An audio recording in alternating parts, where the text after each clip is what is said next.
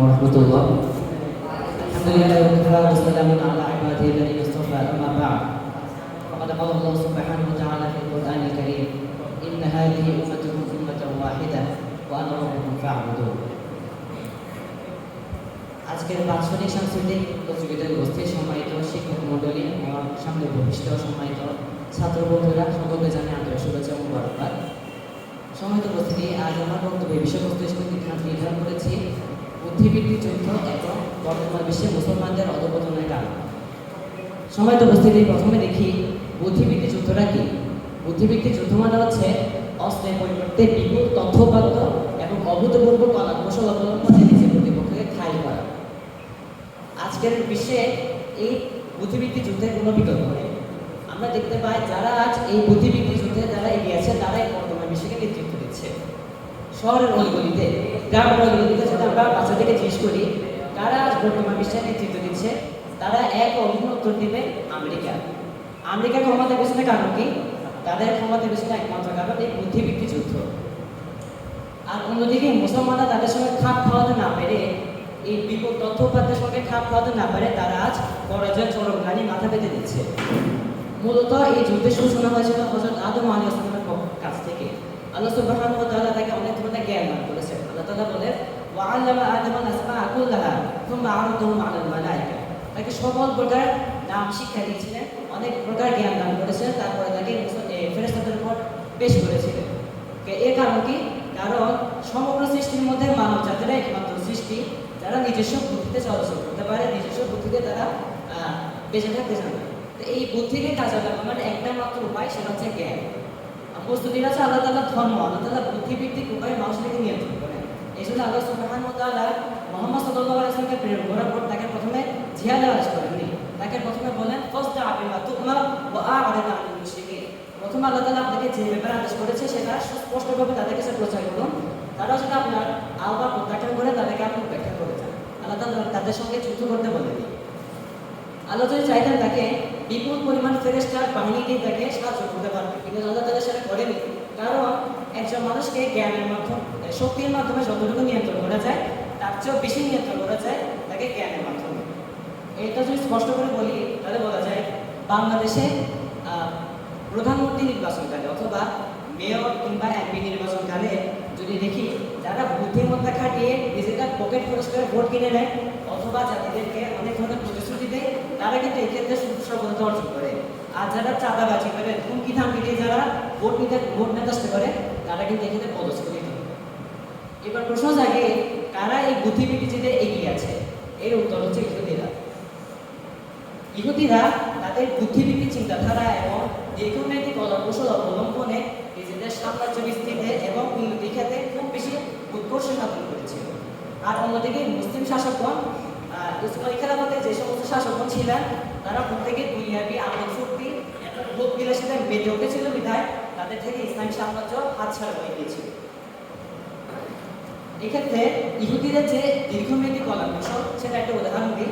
ইসরায়েলিরা একটা সময় ছিল যখন ইসরায়েলিদের থাকার কোনো জায়গা ছিল না, তখন তারা ফিলিস্তিনিদের কাছে আশ্রয় নেয়। কিন্তু এক্ষেত্রে তারা নিজেদের স্থায়ী নিবাস গড়ে তোলার লক্ষ্যে, মানে সবসময় থাকতে পারবে এগুলোদের জায়গা গড়ে তোলার লক্ষ্যে তারা কিছু পায়তারা করে, কিছু ষড়যন্ত্র করে। এক্ষেত্রে তারা একটা মূলনীতি নির্বাচন করে, সেটা হচ্ছে যাদের জায়গা আছে তাদের উচিত, যাদের জায়গা নেই তাদেরকে জায়গা দেয়। আমি আবার বলছি, যাদের জায়গা আছে তাদের উচিত, যাদের জায়গা নেই তাদেরকে জায়গা দেয়। এই সামান্য কথাটা তৎকালীন ফিলিস্তিনিদের মধ্যে খুব বেশি প্রভাব বিস্তার করে। একটা পর্যায়ে সকল ফিলিস্তিনিরা কি করে, ইসরায়েলিদেরকে নিজস্ব ঘরের মধ্যে আশ্রয় দেওয়ার চেষ্টা করে, আশ্রয় দেয়। ফলে তারা এই সুযোগকে কাজে রেখে, অর্থাৎ ইসরায়েলিরা এই সুযোগকে কাজে রেখে একটা পর্যায়ে কি তারা স্বায়ত্তশাসিত এবং সার্বভৌম রাষ্ট্র পরিচালনা করছে। আজ আমরা দেখতে পাই সৌদি আরবের মতো সম্পদশালী ক্ষমতাশীল মুসলিম রাষ্ট্র ইসরায়েলের পক্ষে, ফিলিস্তিনের পক্ষে কোনো কথা বলছে না। এর কারণ কি? এর শিকার একটা কারণ আছে। এটা খুব বেশি দূরের কথা নয়। তৎকালীন সময়ে সৌদি আরবের শাসক ছিল বাদশাহ ফয়সাল। বাদশাহ ফয়সালের সাথে তৎকালীন আমেরিকার প্রেসিডেন্ট একটা চুক্তি চুক্তি করে। চুক্তিটা ছিল আমেরিকা তার সৈন্যবাহিনী দিয়ে সৌদি আরবকে নিরাপত্তা দিবে। এর বিনিময়ে সৌদি আরব কি করবে, তার সমস্ত খনিজ পদার্থ, খনিজ সম্পদ যেমন তেল, স্বর্ণ, এগুলোকে তারা কি করবে, ডলারের মধ্যে বিক্রি করবে। এই সামাজিক চুক্তির মাধ্যমে সমস্ত আরব আমিরাত, সমস্ত আরব রাষ্ট্ররা আমেরিকার স্বাভাবিক হয়ে যায়, আমেরিকার অধীন হয়ে যায়। তারা তখন থেকে আর আমেরিকার বিরুদ্ধে কোনো কথা বলতে পারে না। আর যদি তারা ফিলিস্তিনের পক্ষে কোনো কথা বলতে যায়, আমেরিকা প্রথমে কি করবে, তাদের নিরাপত্তা তুলে নেবে, ফলে তারা অনিরাপদ হয়ে যাবে এবং তাদের উপর আক্রমণ করার আশঙ্কা বেড়ে যাবে। এবার প্রত্যেকটা খাতে ইহুদিরা মুসলমানদেরকে প্রত্যেকটা খাতে ঘিরে রাখে, ফলে মুসলমানরা ঠাসা হয়ে পড়ে। সময় তো উপস্থিতি, আমেরিকার শক্তির আরেকটা বড় কারণ হচ্ছে তার একটা সংস্থা রেড কর্পোরেশন। রেড কর্পোরেশন মানে হচ্ছে রিসার্চ অ্যান্ড ডেভেলপমেন্ট সেন্টার। এই সংস্থার কাজ হচ্ছে তারা পৃথিবীর বড় বড় জাতিগোষ্ঠী, বড় বড় জাতিগোষ্ঠীর ধর্মবর্তী লোকদের উপর তারা গবেষণা চালায়। গবেষণাতে প্রাপ্ত তথ্য থেকে তারা এটা বের করার চেষ্টা করে কিভাবে ওই সকল লোকদেরকে নিজেদের পরিণত সেকুলারিজমের দিকে কিভাবে ধাবিত করা যায়। এর একটা বড় প্রভাব বাংলাদেশে পড়েছে। বাংলাদেশের পার্বত্য অঞ্চলে আমরা দেখতে পাই সপরিবারের মানুষ ইহুদি ধর্মে দীক্ষিত হচ্ছে। এর কারণ কি, রেড কর্পোরেশনের লোকেরা লোক পাঠিয়ে তাদেরকে টাকার মাধ্যমে, যারা গরিব, যারা দরিদ্র, তাদেরকে টাকার লোক থেকে ইসলাম ধর্ম ত্যাগ করাচ্ছে। তাদের মধ্যে বিনামূল্যে বই বিতরণ করছে।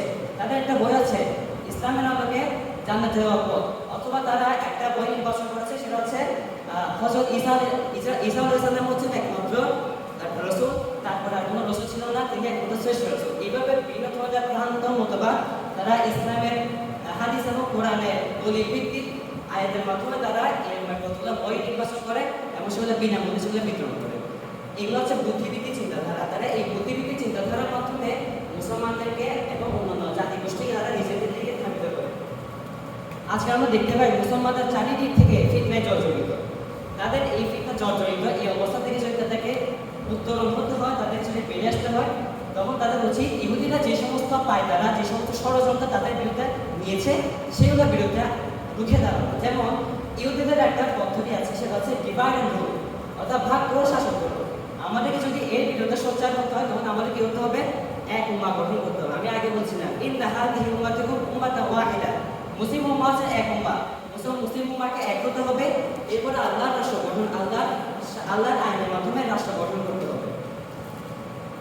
এছাড়া ইহুদিদের আরেকটি বৈশিষ্ট্য আছে, সেটা হচ্ছে তারা নিজেদের পলিসি, নিজেদের মূলনীতির উপর তারা সবসময় ঢুকে থাকে, সবসময় অটুট থাকে। যেমন তাদের এই ক্ষেত্রে তারা তিনটে বিষয়কে খুব বেশি গুরুত্ব দেয়। একটা হচ্ছে টাইম, একটা মানি, একটা নলেজ, সময়, সম্পদ এবং জ্ঞান। তারা এই তিনটে বিষয়কে খুব বেশি গুরুত্ব দেয় এবং এগুলোর উপর সবসময় অটুট থাকে। কিন্তু আমরা যেভাবে আগে বলছিলাম, এই বুদ্ধিবৃত্তিক যুদ্ধ, এটা হচ্ছে আল্লাহ তাআলার ধর্ম, এটা হচ্ছে মুসলমানদের পদ্ধতি। তারা একটা মুসলমানদের থেকে অনুকরণ করে শিখেছে। আমরা যে হাদিসে খেয়াল করি, রাসূল সাল্লাল্লাহু আলাইহি ওয়াসাল্লাম বলেছেন ইবতানিম খামসান ক্বাবলা খামসিন, পাঁচটি বিষয় করবা, পাঁচটি বিষয়কে তোমরা অনুকরণ করো। সেখানে মধ্যে একটা হচ্ছে সময়, একটা হচ্ছে ধন সম্পদ, গদিনাকে ক্বাবলা ফাকরি ওয়া ফারাগাকা ক্বাবলা শুগলি। এখানের মধ্যে দুটি বিষয় উল্লেখিত হয়েছে। এবার এছাড়া জ্ঞান অন্বেষণের ব্যাপারে অনেকগুলো হাদিস বর্ণিত হয়েছে। এর মধ্যে বোঝা যাচ্ছে যে তারা যে সমস্ত পথ ও পদ্ধতি অবলম্বন করে, এর অধিকাংশ হচ্ছে মুসলমানদের থেকে কপি করা।